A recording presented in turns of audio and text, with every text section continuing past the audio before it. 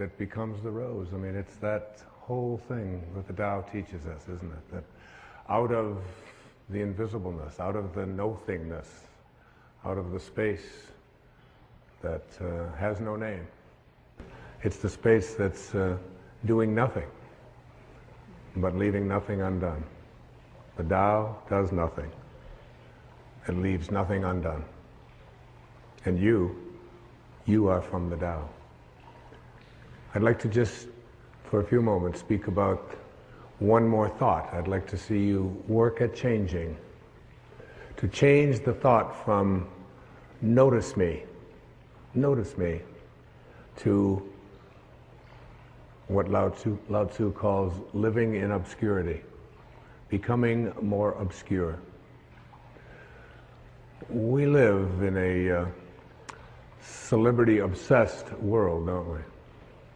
Look at me. Notice me. The Tao teaches something completely the opposite. Listen to the 66th verse of the Tao. Water again. The sea stays low. And because the sea stays low, all of the rivers and all of the streams empty into it. Because it stays humble. Because it stays in that place of just allowing everything to come to you. He was trying to teach us the important lesson of letting what we know is coming come to us. I practice this so much more now in my life than I did at one time. I can remember years ago, I had written a book called Your Erroneous Zones back in the 70s, and it stayed on the New York Times bestseller list for something like 27 months. And many weeks it would be number 1, and then it would go down to number 3, and then it would go to number 2, and down to 7, and all of that. And I was doing The Tonight Show in those days, and on a regular basis, and so many of the other shows, the Merv Griffin and Phil Donahue and Dinah Shore. I became like a regular on the Dinah Shore. I was like, hobnobbing with Burt Lancaster folks, and what you do is you call and find out where you appear on the bestseller list for the following week on Wednesday. So you call up on Wednesday, not for the Sunday coming up, but for the following week. And I called home, and my ego was pretty strong, and I was very much into a lot of notice me. I really believe that true nobility is not about being better than anyone else now. It's about being better than you used to be.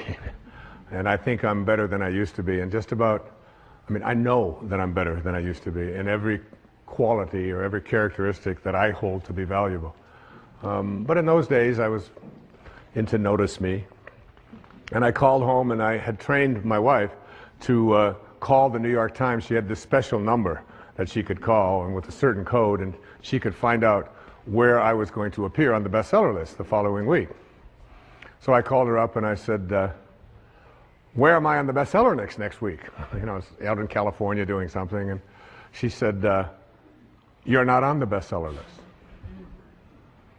I said, what are you talking about? I was number 1 on the bestseller list last week. I said, even my voice changed when I said, what do you mean I'm not on the bestseller list? She said, you're not on the bestseller list, I'm sorry.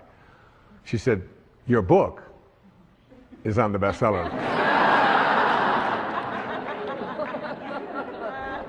Big distinction there, isn't it? Between believing that this is me and recognizing that you can let go a little bit of that. Listen to verse 66 of the Tao. Why is the sea king of 100 streams? Because it lies below them. Humility gives it its power. That's a very important principle to understand. And I live on the ocean, right next to it. It's my front yard. And always I watch it to learn something from this thing called the ocean, which is the most powerful source of life that we have on the planet. Without it, there's no life on this planet. And because it stays low, so what does this have to say to us? Do you have the capacity to get past that ego need to always be saying, notice me, look how important I am. I mean, there's been a proliferation of this lately with this celebrity silly stuff, isn't it? I mean, CNN is doing, you know, full-hour shows on silly little things about what happened to this particular celebrity or what happened to that celebrity, and the celebrity's never even done anything. And it's, there's all of this talk about it, and all of the new magazines. I mean, and you go through an airport and you look on the newsstand and all the same photos, just with different magazines. I don't even know what the names of all of them are, but there's like this huge market now that we have for people to get into a state of notice me, notice me, notice me. And how much do we train our young people, particularly in our schools and so on, that the one who is the star is the one who gets the most attention. The one who is the most important and the most valuable is the one that has the most people liking them and so on. This constant obsession with needing to be noticed. When in fact, what I have found for myself is the happiest moments of my life are when I can do it low and slow and not have anybody out there even know what I'm doing. To be able to, I mean, Louise never would have advertised the fact of some of the things I talk about with her generosity. She does it anonymously. It's almost always done in those ways. No, look at me, look and notice me, how important I am, and so on. So much to learn from that kind of wisdom, from that kind of inner connection to the Tao, the ability and the willingness to say, to do it anonymously, to say that you can just get done almost anything that you want to get done if you don't become obsessed with taking credit for it. Remember the movie The Magnificent Obsession? Yeah. A movie made back, I think, in the 50s. And it was really about what was the magnificent obsession. It was the ability to be able to give anonymously. What is Alcoholics Anonymous? It is everybody stays anonymous. Nobody has a title. There's not even anybody in charge. There's nobody, there's no leaders of this. There's no president. There's no vice president. There's no organization.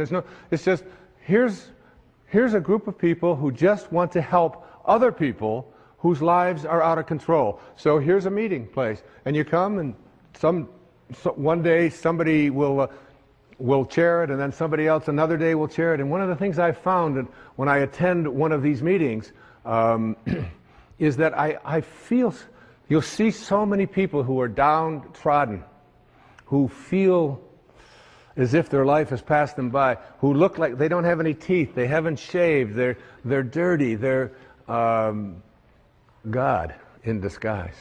Mother Teresa was asked the question about what she does when she was in Calcutta, and she said, every day, I see Jesus Christ in all of his distressing disguises.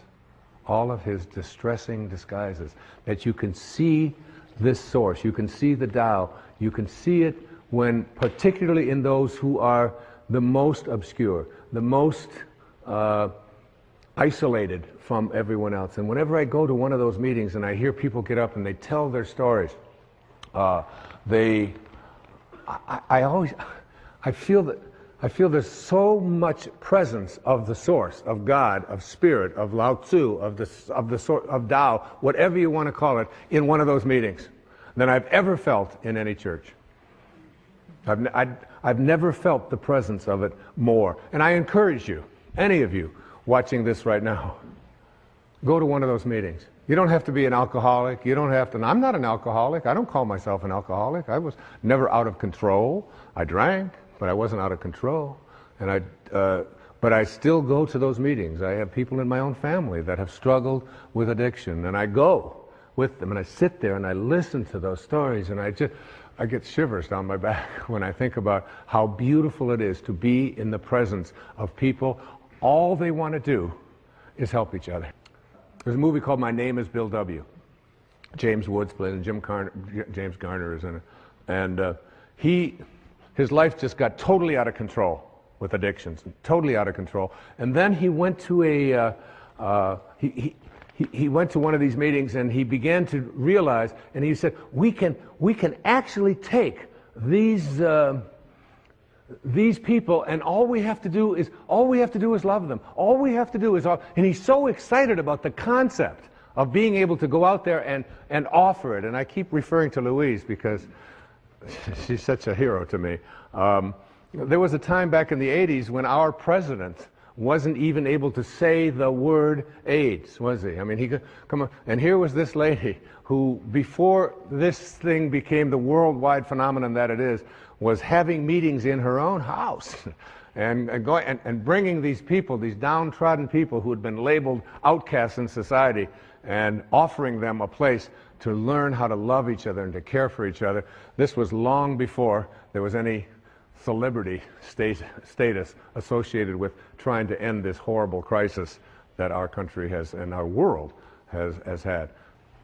There was James Wood, so excited about the idea of we can create a place where we're anonymous. Nobody has to know anything about us. We don't have to say our names. We don't have to say anything. We just have to come there and we can help each other. And before that happened, everybody who got out of control with addictions, particularly with alcohol, would die.